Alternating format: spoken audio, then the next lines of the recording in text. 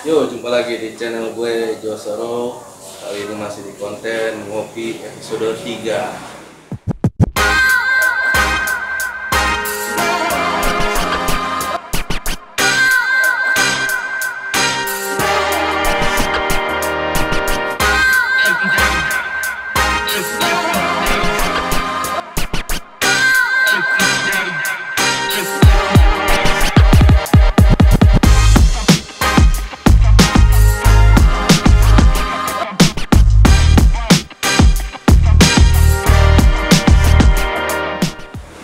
Kali ini gue nggak di rumah nih, tapi di rumah teman gue namanya Rahmat Adi Pasmi. Gimana bro, kabar bro? Alhamdulillah sehat. Gimana lu? Sehat juga? Alhamdulillah. Sambil ngopi sambil makan nyantai aja. Boleh, Ya? boleh. Ini karena channelnya namanya ngopi, ngobrol penuh inspirasi, jadi harus selalu ngopi. Oh iya. Ini nggak di-endorse ya? Sorry. Kita kali ini mau bahas masih tentang dampak COVID-19, tapi temen gue kali ini dia adalah pelaku pekerja karyawan ya di dunia IT. Itulah yang dia. Betul. Nah, selama pandemi COVID-19 ini yang lo rasain dampaknya di pekerjaan lo itu apa sih, Dik? Sebenarnya kalau untuk di dunia IT sih dampaknya itu nggak terlalu besar ya. Karena IT itu fleksibel. Kita mau kerja di mana aja bisa, mau di rumah, mau di kafe, bahkan di kantor pun ya tetap masih bisa gitu kan. Karena ya basically seorang IT itu ya memang nggak terikat dengan tempat ya? Iya, tempat, waktu bisa di mana aja gitu. Ya paling begitulah.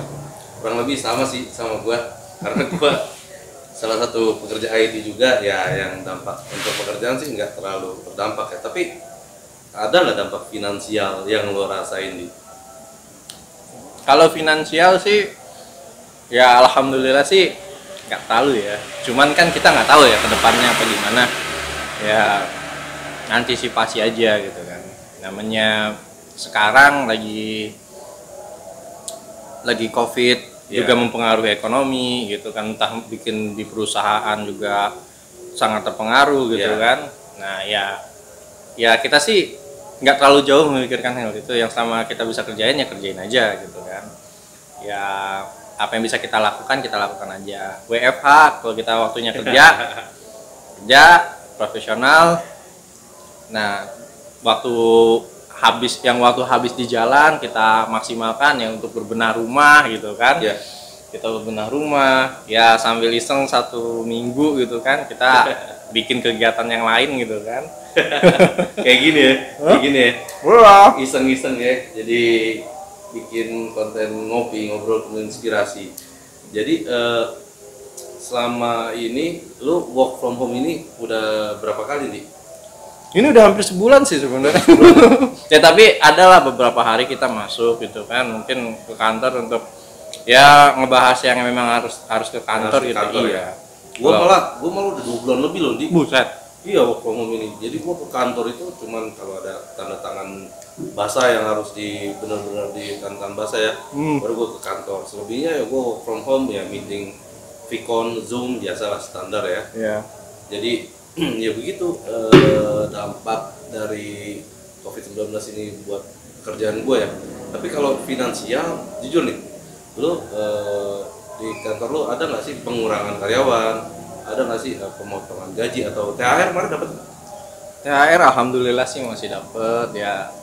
Ya alhamdulillah ya dapat lah gitu kan. Ya apa namanya ya?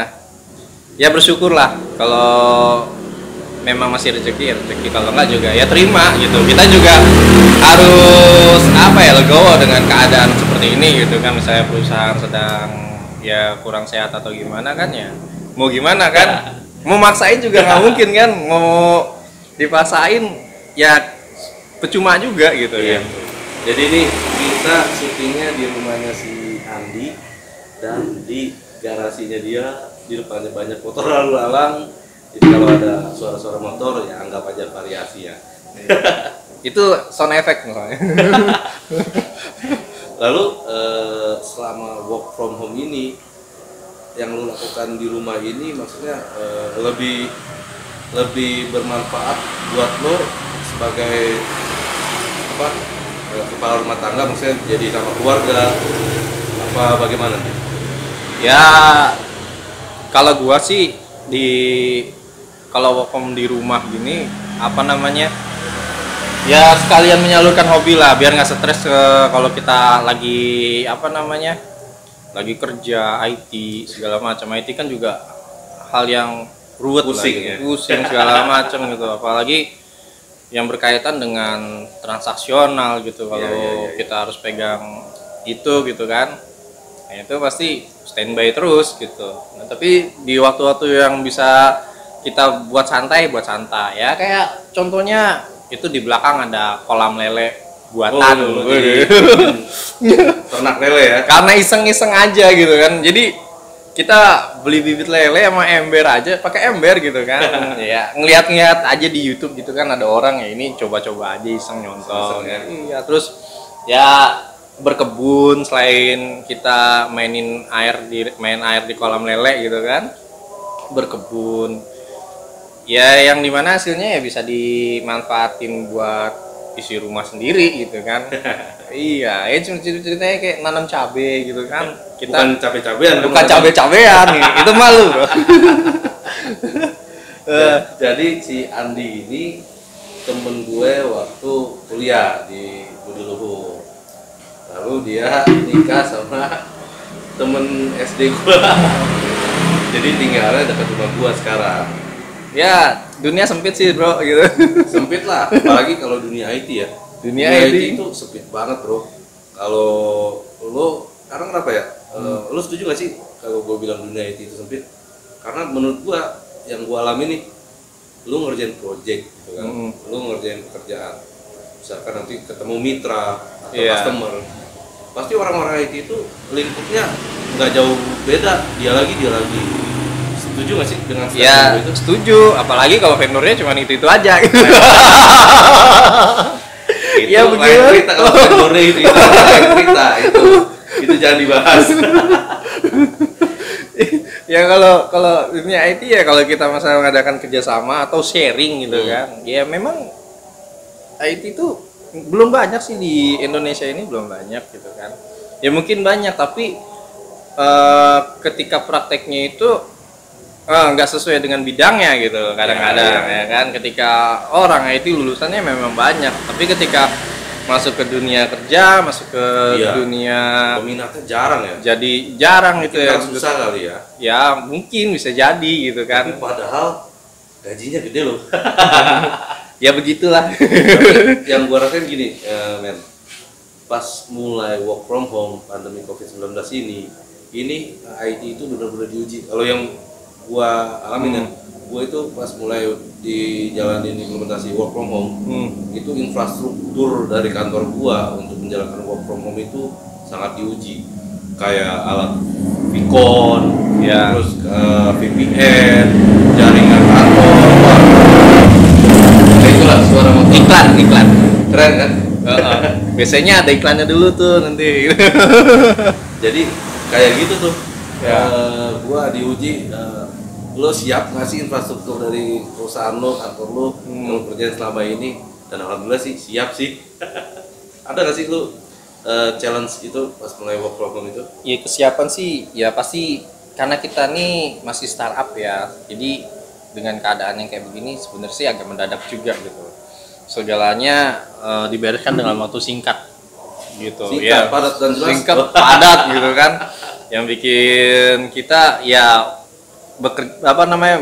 mengejar waktu gitu kan. Ya namanya kebutuhan work from home gitu kan. Iya. Ya udah, mau misalnya untuk meremote PC dari kantor ya kita pakai aplikasi yang ada dulu aja gitu. TeamViewer, kayak Anidesk gitu kan. Ya apapun itu ya. Kalau kita kan soalnya sebenarnya IT di sini semua servernya dengan cloud gitu. Jadi udah nggak berpengaruh gitu kan. Kalau server internal itu sangat berpengaruh gitu kan. Apalagi harus dengan koneksinya harus privat bukan publik gitu kan. Berarti yang lebih challenge lebih ke jaringannya ya. Jaringan. Akses untuk cloud base yang lu kan di aplikasi nih ya. Iya. Yang lu buat berarti semuanya ada di cloud base tuh aplikasi lu. infrastrukturnya, Iya. VMware semua di situ ya. Ya semua di sana. Jadi ya bisa di mana aja kan kita Iya, bilang iya, tadi iya. ya. Kalau Yang ya penting ada bebas. koneksi, bisa akses. Iya. Makanya sebenarnya koneksi jadi nambah masang jaringan gue di rumah. Ya kalau IT emang gitu sih. Jadi buat teman-teman yang bekerja di IT juga, kalau mau bisa sharing mengenai pekerjaannya di dampak COVID-19 ini bisa komen di kolom komen. Nah, begini nih. Jadi bini lu kan kerja juga nih. Ya, Nah, ada nggak sih dampak ke pekerjaan bini lu? ya kalau bini gue sih sebenarnya orang lapangan ya. Dia harus tetap masuk sih sebenarnya. tetap masuk. Ya berpengaruhnya ya gitu. Jadi kerjaannya tuh ya adanya di kantor gitu. Oh, Nggak bisa di nggak sini. bisa work from Nggak- home ya? nggak sebenarnya nggak bisa gitu. Jadi harus tetap masuk ya. Ya tapi tetap emang kebutuhannya masuk, tapi ya karena keadaan PSBB segala macam kan aturan ya work from home di rumah tetap jadinya. Ya di Gimana rumah tuh cara work from home itu lapangan gitu? ya kalau di lapangan ya paling ketika dibutuhkan, ketika ada meeting ini ya sebenarnya kan baru masuk juga kan. Jadi di Departemen Ketenagakerjaan gitu kan, baru masuk gitu kan ya. Mungkin belum terlalu padat kali ya. Ya cuman impact-nya kelihatan gitu ya. Biasanya tadi sibuk misalnya keluar kota, ada event atau apa segala macam. Ya. PNS ya? PNS. Ya tapi ya sekarang jadi di rumah aja. Di rumah aja, tapi tetap nggak kena impact pengurangan kan? Kalau PNS impact PNS pengurangan mah aman nggak ya? tahu ya. Soalnya kalau pegawai Aman ya kalau kalau PNS pegawai gitu ya. negara sih nggak tahu ya kalau Kita sering dengar di berita ya kan, Iya. ya, ada banyak yang terkena dampak pengurangan karyawan. Nah itu alhamdulillah kita nggak alami ya. ya tapi sih serem juga sih bro emang. Ya iya. Aduh. Itu kan nggak ada yang tahu, makanya gua bikin konten ngobrol penuh inspirasi ini mau bahas mengenai dampak-dampak yang dialami teman-teman gua terhadap pandemi COVID-19 ini. Jadi dari episode 1 gua udah ngundang temen gua mengenai yang dari sumber ya ASN. Terus di episode 2 ada teman gua yang pelaku usaha ya, yaitu di bidang fotografi. Nah ini yang lu yang episode 3 nih di karyawan yang bekerja IT, berhubung sama kayak gua. Jadi biar bisa sharing nih ke teman-teman di sana mengenai apa yang dirasakan dari dampak COVID-19 ini. Sebenarnya impact positifnya ada bro buat IT. Apa gitu. tuh? Ya kalau sebenarnya IT itu sebenarnya udah mengidam-idamkan kerja tuh di rumah gitu. Iya. Nggak perlu di office, nggak perlu ngantor ya. Bener kan? sih. Itu mungkin ya di setiap orang IT itu pasti berpikir seperti itu. Tapi Iya. kebijakan Betul. perusahaan biasanya nggak ngasih gitu Ya, kan. karena ada office hour kan. Iya, Harus ngantor, harus ngantor di kantor dan harus ketemu sama atasan, koordinasi segala Betul macam. sih, setuju gua. Memang IT itu sebenarnya bisa banget kerja dari rumah. Tapi kalau kita doang, IT doang yang kerja di rumah, yang lain pasti banyak yang iri. Kalau IT kan result based ya kan, bukan daily activity yang harus dikerjakan, tapi yang penting result mencapai target pekerjaan yang sudah di Yang penting assignment kan. apa yang ditargetin itu tercapai gitu Iya. yang dikerjakan itu sesuai gitu kan. Ya Setuju makanya sih. basic IT itu ya emang udah harus diimplementasikan di sini. Makanya kita yang punya cita-cita itu sih sebenarnya menyambut dengan gembira ya, positifnya itu sih. Tapi nggak gembira juga, nggak gini juga momennya men. Iya. Momennya ya jangan diwabah juga. Tapi Itu kan positifnya gitu. Iya kan. iya iya. Ya, ya mau gimana lagi tapi mau nggak mau itu harus pasti terjadi gitu kan. Disitulah pembelajarannya gitu kan, pembelajaran Ya. kita gimana caranya tetap produktivitas itu tetap jalan walaupun nggak harus ngantor, walaupun nggak harus ya kita sekarang kerja tuh udah harus mobile sih sebenarnya. Ya, gitu.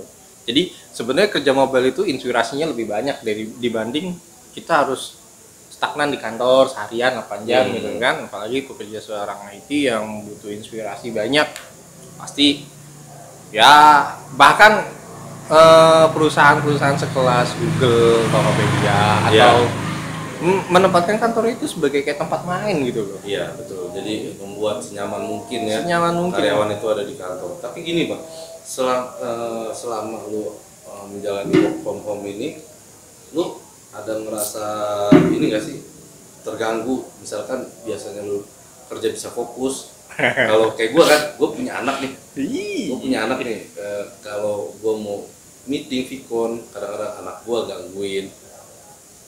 Ada nggak sih lu ngerasa godaannya gitu? Tuh cukup berat memang main di rumah gitu. Apalagi kan kalau ada anak masih kecil pengen ngajakinnya main gitu. Pas lagi main kita butuh konsentrasi, ujung-ujungnya apa? Antar aja. Nah itu. Aduh. Itu emang. Itu yang gue rasain juga. Jadi ada kadang-kadang aduh pengen di kantor gitu biar bisa fokus. Karena di rumah kayak gue juga lagi work from home di rumah tuh jujur gak gue kurang efektif gitu kalau di siang hari ya. Kalau di malam hari itu justru gue malah efektif karena anak gue tidur gitu kan. Dan itu baru tuh gue bisa ngerjain yang bisa gue kerjain, bahkan sampai kayak gini gue bisa begini nih, gue bisa bikin konten YouTube, bisa bikin macam-macam lah. Itu malam. Siang itu ya paling gue nyari-nyari waktu. Kalau nggak digangguin anak gue baru bisa kerja, ya kalau nggak gue kerja sama bini gue buat tolong jagain anak gue dulu karena gue lagi kerja dan sebagainya. Bener nggak? Bener lah, pasti begitu. Makanya gue tapi nggak enaknya gitu kalau sekarang IT yang kerjanya di work from home nggak ada batas waktu kerja gitu. Ada kalau udah tenang tidur ya kita baru bisa kerja malam, bahkan sampai begadang sampai jam 2 gitu kan. Ya apalagi ini bulan puasa, kadang nunggu sampai sahur kita kerja gitu kan. Kayak ini sebelum kita mulai syuting ini, si Andi ini tadi baru aja kelar meeting. Gua tadi nungguin dia meeting dulu.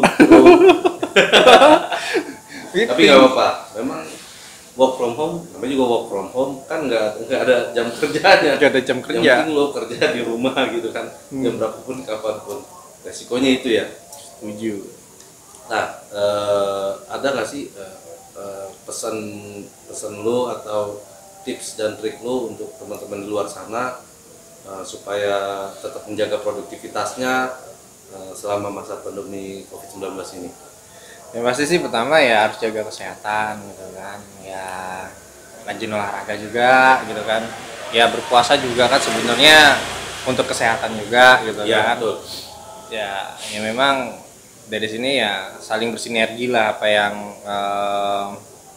yang kita butuhkan di badan, pikiran, ya kan. Nah kedua ya mungkin kan kita nggak tahu ya mungkin impact dari COVID ini itu mengarah pada finansial gitu. Finansial yang mungkin yang terkena impact itu ya semoga aja dapat penggantinya yang lebih baik gitu kan. Amin. Yang terdampak apalagi yang pengusaha pedagang gitu. Itu ya.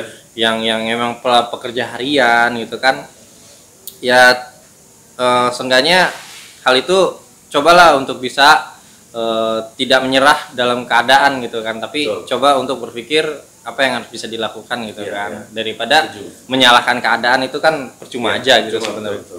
Jadi kita nggak usah menyalahkan keadaan gitu, tapi ya harus apa ya, harus mungkin ya sekreatif mungkin kita harus bisa mencoba keluar dari keadaan yang seperti ini gitu kan.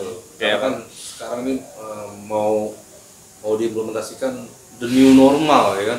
New normal yang nggak kayak seperti biasanya kita lakukan. Jadi ini balik lagi terhadap comfort zone, betul nggak sih Ji? Comfort zone yang selama ini sudah kita gali, ini kita dipaksa nih keluar dari comfort zone kita. Bagaimana kita di force sekreatif apa sih lo bisa bertahan, bener nggak? Lo bisa struggle, lo bisa tetap survive ya kan, menghadapi wabah ini, dan lo bisa menjalani keseharian lo apalagi terhadap finansial ya kan. Jadi apapun harus bisa dilakukan seproduktif mungkin, bener nggak? Betul ya, sebisa mungkin tetap produktivitasnya itu ditingkatin lagi gitu. Apapun gitu ya, pasti yang namanya cari rezeki ya pasti adalah gitu loh, pasti dapatlah rezekinya gitu kan. Jadi nggak, selama ada usaha, ada niat gitu Betul. kan, yang penting jalan aja gitu, pasti dapat lah rezekinya gitu kan.